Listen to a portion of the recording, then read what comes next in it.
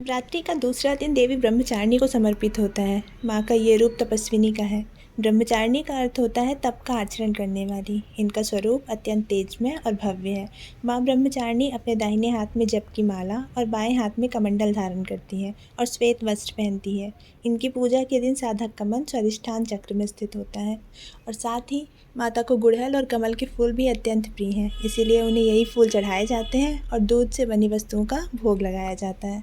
सती के रूप में अपने पिछले जन्म के बाद माता ने हिमालय की पुत्री पार्वती के रूप में अपना दूसरा जन्म लिया, जिन्हें शैलपुत्री भी कहते हैं और जिनकी कथा हमने पहले दिन पे सुनी थी शैलपुत्री के रूप में।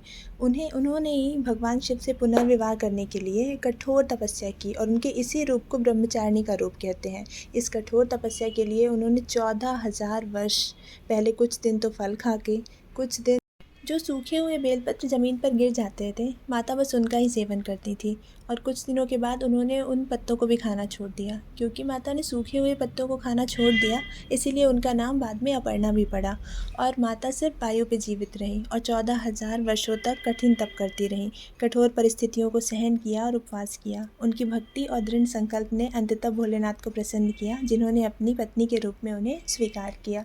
तो ये थी माता ब्रह्मचारिणी की कथा।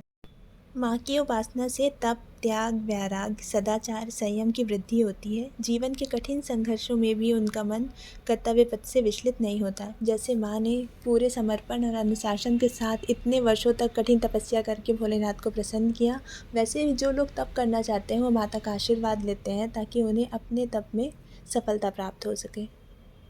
मतलब सिर्फ ये नहीं है कि आप हिमालय तपस्या करने चले जाएं। तब का मतलब है अगर आप अपने रोज़ के जीवन में भी कुछ पाना चाहते हैं जिसमें आपको अनुशासन और एकाग्रचित्त रहने की ज़रूरत है, तो आप माता का आशीर्वाद लेंगे जिससे आपको सफलता प्राप्त होगी। जैसे बच्चे हैं, उन्हें पढ़ाई करने की ज़रूरत है। आप बड़े हैं, आप किसी और लक्ष्य को प्राप्त करना चाहते हैं, तो ज़रूरी है कि वह उसमें आप मन लगा के पूरे समर्पण के साथ उस काम को करें जिससे वो काम सिद्ध हो सके। तो माता का आप आशीर्वाद लेंगे जिससे आपको सफलता प्राप्त होगी।